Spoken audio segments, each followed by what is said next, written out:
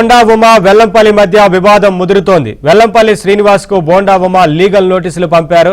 షాపుల నుంచి డబ్బులు వసూలు చేస్తున్నారని బోండా ఉమాపై వెల్లంపల్లి ఆరోపణలు చేశారు. వెల్లంపల్లి బహిరంగ క్షమాపణ చెప్పాలని డిమాండ్ చేశారు.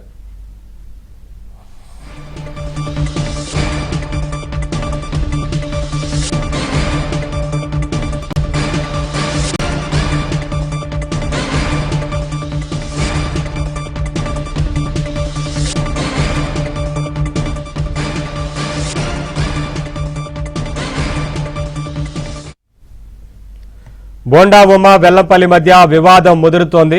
వెల్లంపల్లి శ్రీనివాస్ కు బోండా ఉమా లీగల్ నోటీసులు పంపారు. షాపుల నుంచి డబ్బులు వసూలు చేస్తున్నారని బోండా ఉమాపై వెల్లంపల్లి ఆరోపణలు చేశారు. ఇదే అంశానికి సంబంధించి మరింత సమాచారం మా కరెస్పాండెంట్ ప్రసాద్ అందిస్తారు. ప్రసాద్, బోండా ఉమా వెల్లంపల్లికి లీగల్ నోటీసులు పంపించినట్లు తెలుస్తా ఉంది కదా, ఏంటి అప్డేట్స్?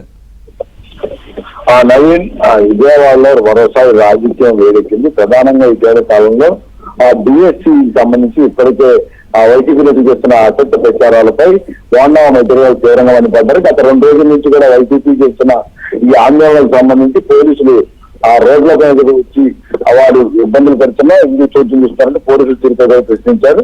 ఈ పరిణామాల నేపథ్యంలో నిన్న ఈరోజు కూడా బోండా ఉమా వైసీపీ నేతలు వెల్లంపల్లి, మల్లా విష్ణు, దేవినేని అవినాష్ లక్ష్యంగా చేసుకుని తీవ్ర విమర్శలు చేశారు. పేరు నాణ్యత బియ్యం దాముగా అధికారులు వచ్చి ఇంట్లో భార్యను కూడా కేసులు ఎరిపించిన వ్యక్తిగా విమర్శలు చేశారు. అయితే తాజాగా విజయవాడ వెస్ట్ మాజీ ఎమ్మెల్యే వెల్లంపల్లి శ్రీనివాసరావుకు అతని న్యాయవాది దివ్యప్రసాద్ తరఫున లీగల్ నోటీసులు ఇవ్వడం చర్చనీయాంశంగా మారింది. ఇటీవల కాలంలో విజయవాడ లెర్నింగ్ సెంటర్ లో ఎంతమంది వసతుల దుకాణాలు నిర్వహిస్తా ఉన్నారు.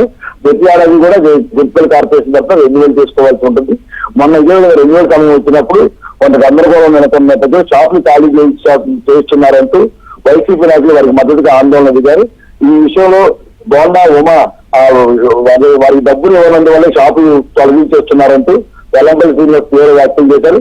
వారి దగ్గర నుంచి డబ్బులు దండుకునేందుకు ఇదంతా డ్రామాలు ఆడుతున్నారని, అంతేకాదు తాము అధికారం వచ్చిన తర్వాత బోండా ఉమా అక్రమంగా వసూలు చేసిన డబ్బులు మొత్తం కూడా వసూలు చేసి తిరిగి ఇచ్చేస్తామంటూ కూడా వ్యాఖ్యలు చేశారు. ఇప్పుడు ఈ వ్యాఖ్యల నేపథ్యంలో తన పదవికి దండం కలిగించే విధంగా వెల్లంపల్లి వ్యాఖ్యలు చేశారని బోండా ఉమా తీవ్ర ఆక్షేపణ వ్యక్తం చేశారు.